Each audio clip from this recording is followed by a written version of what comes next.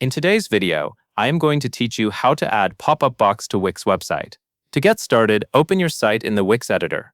This is where you will make all of your design changes and control how the pop-up appears on your website.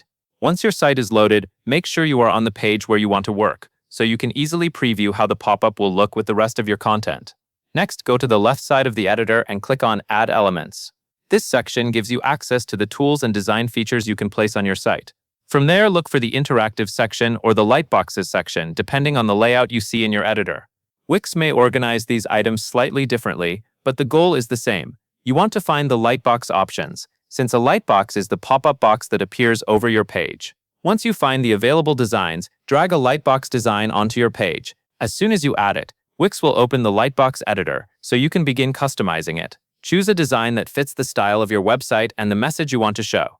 A pop-up can be used for announcements, promotions, sign-ups, or important information, so it is a good idea to keep the design clean and easy to read. After that, edit the content inside the lightbox. You can click on the text, images, or buttons in the pop-up and replace them with your own content. Make sure the message is clear and concise so visitors can quickly understand what the pop-up is for. If your pop-up includes a button, make sure the wording is simple and directs users toward the action you want them to take.